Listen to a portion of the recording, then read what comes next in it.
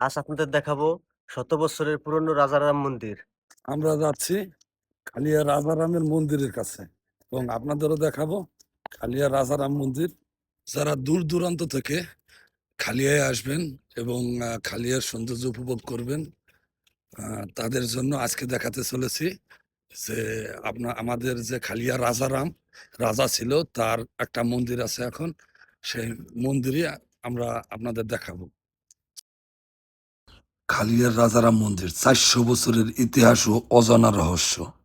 মাদারীপুর জেলার রাজুর উপজেলার খালিয়া গ্রামে দাঁড়িয়ে আছে সময়ের এক নীরব সাক্ষী, রাজারাম মন্দির।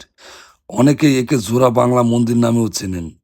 শতাব্দীর পর শতাব্দী ধরে এটি শুধু একটি ধর্মীয় স্থাপনা নয়, বরং বাংলার ঐতিহ্য, শিল্পকলা ও ইতিহাসের এক অনন্য নিদর্শন।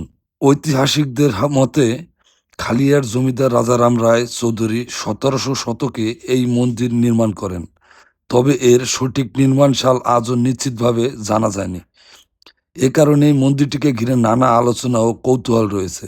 এই দ্বিতল মন্দিরটি বাংলার ঐতিহ্যবাহী জোড়া বাংলা স্থাপত্য শৈলীতে নির্মিত। এক সময় এর দেয়াল জুড়ে ছিল পোড়ামাটির অসাধারণ টেরাকোটা কারুকাজ, যেখানে রামায়ণ ও মহাভারতের নানা দৃশ্য ফুটে উঠেছিল। দুর্ভাগ্যবশত সময়ের ক্ষয়ে সেই শিল্পকর্মের অনেকটাই আজ হারিয়ে গেছে। অনেকে জানেন না, এটি শুধু পূজার স্থান ছিল না, এখানে ছিল রান্নাঘর, পূজার আলাদা আলাদা স্থান এবং মোট 9টি কক্ষ। অর্থাৎ এটি ছিল তৎকালীন জমিদার পরিবারের একটি গুরুত্বপূর্ণ ধর্মীয় ও সামাজিক কেন্দ্র। এবার আসি কিছু প্রচলিত লোককথায়। খালিয়ার প্রবীণদের মুখে শোনা যায় জমিদার বাড়ি থেকে মন্দির পর্যন্ত একটি গোপন সুড়ঙ্গ ছিল। আবার কেউ কেউ বলেন রাতের নীরবতায় এই মন্দিরে পূজার ঘণ্টার শব্দ শোনা যেত। তবে এসব গল্পের পক্ষে কোনো প্রত্নতাত্ত্বিক বা ঐতিহাসিক প্রমাণ এখনো পাওয়া যায়নি, তাই এগুলোকে লোককথা হিসেবে দেখা উচিত। বর্তমান রাজারাম মন্দির বাংলাদেশ প্রত্নতত্ত্ব অধিদপ্তরের সংরক্ষিত পুরাকীর্তি।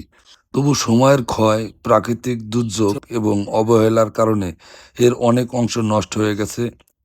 এই ঐতিহ্য রক্ষা করা আমাদের সবার দায়িত্ব। হয়তো একদিন আপনি খালিয়ায় গেলে এই মন্দিরের সামনে দাঁড়িয়ে অনুভব করবেন 400 বছরের পুরনো ইটগুলো যেন আজও ইতিহাসের নীরব গল্প শুনিয়ে যাচ্ছে।